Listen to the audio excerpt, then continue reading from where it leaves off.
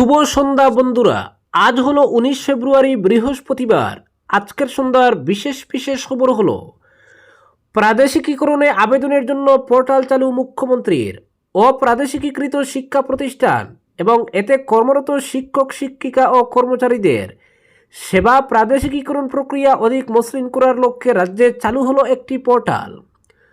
দিশপুরের লোকসেবা ভবনে আয়োজিত এক অনুষ্ঠানে প্রাদেশিকীকরণ ব্যবস্থাপনা প্রণালী নামের এই পোর্টালটি আনুষ্ঠানিকভাবে চালু করেন মুখ্যমন্ত্রী হিমন্ত বিশ্ব শর্মা।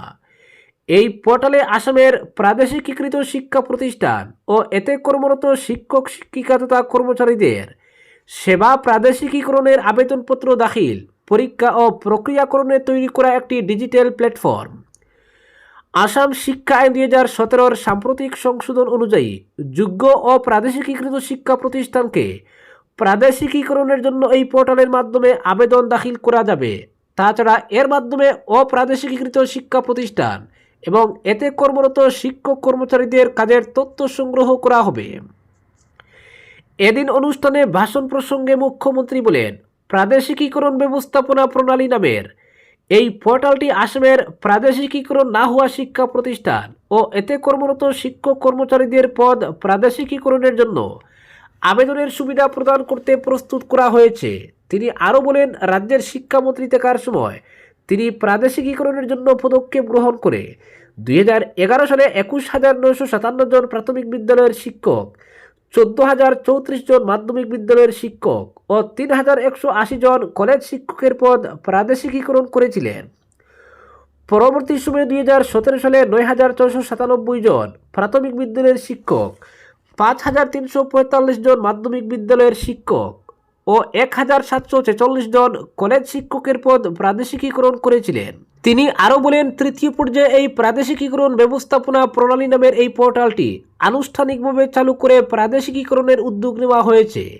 এই পোর্টালে 2004 সালের 1 জানুয়ারির আগে স্থাপিত রাজ্যে অপ্রাদেশিকীকৃত প্রাথমিক বিদ্যালয়, উচ্চ প্রাথমিক বা মধ্য ইংরাজি বিদ্যালয়, হাই স্কুল, উচ্চতর মাধ্যমিক বিদ্যালয় ও ডিগ্রি কলেজগুলোতে কর্মরত শিক্ষক শিক্ষিকা ও কর্মচারীদের পদ প্রাদেশিকীকরণের জন্য আবেদন করা যাবে। আবেদনকারী শিক্ষা প্রতিষ্ঠানটি তার স্বীকৃতি বা অনুমোদনপত্র, বমি সংক্রান্ত নথি, শিক্ষক কর্মচারীদের নিয়োগপত্র, যোগদান রিপোর্ট ও শৈক্ষিক প্রমাণপত্র, বিগত 4 বছরের শিক্ষার্থীর উপস্থিতির তথ্য ইত্যাদি জমা দিতে হবে। গত 17 ফেব্রুয়ারি আসাম বিধানসভার অর্থমন্ত্রীর দাখিল করা অর্থমন্ত্রীর বাজেটে গুরু দক্ষিণা নামের একটি প্রকল্পের জন্য অর্থ বরাদ্দ করার কথা উল্লেখ করে মুখ্যমন্ত্রী বলেন, এই প্রকল্পের অধীনে যেসব শিক্ষক কর্মচারীর সেবা কোনো প্রকারে প্রাদেশিকীকরণ করা যাবে না, তাদের অর্থ সাহায্য দেওয়া হবে। এই শিক্ষক কর্মচারীরা অন্য সরকারি চাকরির জন্য আবেদন করলে তাদের অতিরিক্ত নম্বর দেওয়ার ব্যবস্থা করা হবে। অপ্রাদেশিকীকৃত বিদ্যালয়ের সমস্যাটা স্থায়ীভাবে সমাধান করতে সহযোগিতার জন্য তিনি সবার কাছে আহ্বান জানান। অপরদিকে বরাক উপত্যকার প্রশাসনিক পরিকাঠামোকে শক্তিশালী করার পাশাপাশি অঞ্চলের ঐতিহ্যবাহী সাংস্কৃতিক সম্পদ রক্ষণে একাধিক গুরুত্বপূর্ণ পদক্ষেপের কথা ঘোষণা করল আসাম সরকার। মিনি সচিবালয়ে মুখ্যমন্ত্রীর একটি স্থায়ী কার্যালয় স্থাপন এবং বরাকের ঐতিহ্যবাহী দামাল নৃত্যের প্রসারে পরিকল্পনা গ্রহণ করা হয়েছে বলে বিধানসভায় জানিয়েছেন বরাক উপত্যকা উন্নয়ন বিভাগের মন্ত্রী কৌশিক রায়। বিধায়ক কমলাক্ষ দে পুরকায়স্থের উত্থাপিত তারাবিহীন প্রশ্নের উত্তরে মন্ত্রী জানান, বরাক উপত্যকার মিনি সচিবালয়ে বরাক উপত্যকা উন্নয়ন বিভাগের স্থায়ী কার্যালয় গড়ে তোলা হবে। এর পাশাপাশি অন্যান্য গুরুত্বপূর্ণ সরকারি বিভাগের অফিসও সেখানে থাকবে। প্রশাসনিক সমন্বয় ও দ্রুত সিদ্ধান্ত গ্রহণের স্বার্থে মুখ্যমন্ত্রীর জন্য একটি স্থায়ী কার্যালয় স্থাপনের পরিকল্পনা নেওয়া হয়েছে বলে তিনি উল্লেখ করেন। এর ফলে বরাক উপত্যকার উন্নয়নমূলক কাজের তদারকি এবং বাস্তবায়ন আরও কার্যকর হবে বলে আশা প্রকাশ করেন মন্ত্রী। বরাক উপত্যকার অন্যতম সাংস্কৃতিক পরিচয় দামাইল নৃত্যের প্রসঙ্গেও বিধানসভায় বিস্তারিত তথ্য তুলে ধরেন কৌশিক। তিনি জানান, এই ঐতিহ্যবাহী নৃত্যকে সংরক্ষণ এবং আরও জনপ্রিয় করে তোলার লক্ষ্যে বরাক উপত্যকা উন্নয়ন বিভাগ ইতিমধ্যে প্রয়োজনীয় উদ্যোগ গ্রহণ করেছে। অপরদিকে পাজামার দড়ি টানা অবশ্যই দর্শনের চেষ্টা হিসেবে গণ্য হবে। এলাহাবাদ হাইকোর্টের রায় খারিজ সুপ্রিম কোর্টের। ধর্ষণের সংজ্ঞা নিয়ে বিতর্কিত রায় বাতিল করল সুপ্রিম কোর্ট। এলাহাবাদ হাইকোর্ট জানিয়েছিল, কিশোরীর বুকে হাত দেওয়া বা পাজামার দড়ি খোলার চেষ্টা ধর্ষণ বা ধর্ষণের চেষ্টা নয়। সেই রায় খারিজ করে সুপ্রিম কোর্ট স্পষ্ট জানালো, মহিলার বুকে হাত দেওয়া কিংবা পাজামার দড়ি টানার মতো কাজ অবশ্যই ধর্ষণের চেষ্টা হিসেবে গণ্য হবে। প্রধান বিচারপতি সূর্যকান্ত, বিচারপতি জয়মাল্য বাগচি এবং বিচারপতি এনবি আঞ্জারিয়ার বেঞ্চের পর্যবেক্ষণ, যৌন অপরাধের মামলায় বিচারক ও বিচার ব্যবস্থার সঙ্গে যুক্ত প্রত্যেকের আরও সংবেদনশীল হওয়া প্রয়োজন। এ বিষয়ে প্রস্তাব দেওয়ার জন্য বিশেষজ্ঞ কমিটি গঠনের নির্দেশও দিয়েছে শীর্ষ আদালত। ঘটনার সূত্রপাত 2025 সালের মার্চে 11 বছরের এক কিশোরীকে হেনস্থার অভিযোগ উঠে 2 যুবকের বিরুদ্ধে।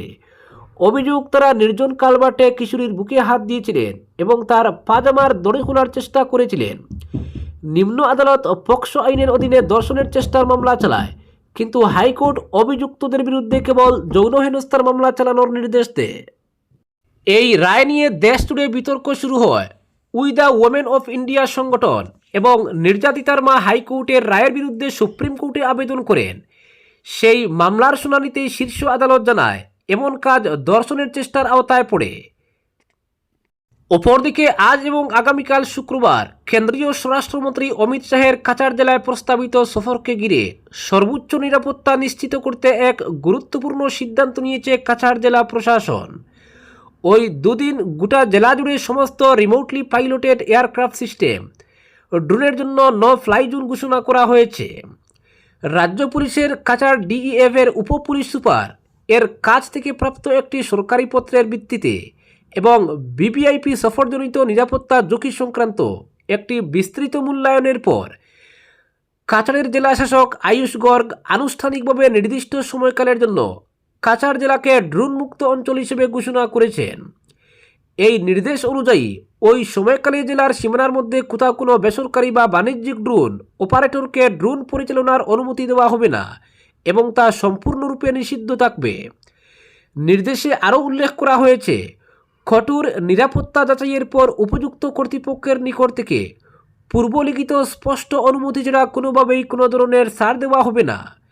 এক্ষেত্রে এই নির্দেশ লঙ্ঘন করলে আইন অনুযায়ী কঠোর ব্যবস্থা গ্রহণ করা হবে এবং অপরাধীরা ভারতীয় ন্যায় সংহিতার ধারা 223 অনুযায়ী বিচার ও শাস্তিযোগ্য হবেন। অপরদিকে কেন্দ্রীয় স্বরাষ্ট্রমন্ত্রী অমিত শাহের শিলচর সফর এবং কাটিগড়ার নাতানপুরের অনুষ্ঠান সফল করতে প্রস্তুতি জোরদার করার উপর গুরুত্ব আরোপ করলেন মন্ত্রী কৌশিক। কাছাড় জেলা শাসকের কার্যালয়ে বরাক উপত্যকা উন্নয়ন বিভাগের মন্ত্রী কৌশিক রায়ের উপস্থিতিতে জেলা পরিবহন বিভাগের আধিকারিক সহ বিজেপি কর্মকর্তাদের বৈঠকে অনুষ্ঠানের প্রস্তুতি নিয়ে আলোচনা করা হয়। ওই সভায় নাতানপুরের অনুষ্ঠানে 60,000 লোক সমাগমের লক্ষ্যমাত্রায় পৌঁছতে জনসাধারণের যাতায়াতের বিষয়ে আলোকপাত করেন মন্ত্রী। পাশাপাশি যাতায়াতের জন্য যানবাহনেরও ব্যবস্থা নিয়ে গুরুত্ব আরোপ করেন মন্ত্রী কৌশিক। আগামীকাল শুক্রবার স্বরাষ্ট্রমন্ত্রী অমিত শাহ কাছাড় জেলার কাটিগড়া বিধানসভার ভারত বাংলাদেশ সীমান্তবর্তী নাতানপুর গ্রামে আয়োজিত ভাইব্রেন্ট ভিলেজ প্রোগ্রাম শীর্ষক অনুষ্ঠানে যোগ দেবেন। এই অনুষ্ঠানকে সফলভাবে সম্পন্ন করার লক্ষ্যে ইতিমধ্যে প্রস্তুতি সম্পন্ন হয়েছে। অপরদিকে কাল শিলচরে মুখ্যমন্ত্রী আত্মনির্ভর আসাম অভিযান 2.0 চেক বিতরণ। কাটিগড়ার নাতানপুরে কেন্দ্রীয় স্বরাষ্ট্রমন্ত্রী অমিত শাহের অনুষ্ঠান আগামীকাল শুক্রবার। এ নিয়ে কাছাড় জেলা প্রশাসন স্তরে ব্যস্ততার শেষ নেই। শাহী অনুষ্ঠানকে সফল করে তুলতে মন্ত্রী কৌশিক রায়ও তার দলবল নিয়ে দফায় দফায় ছুটে যাচ্ছেন নাতানপুরে।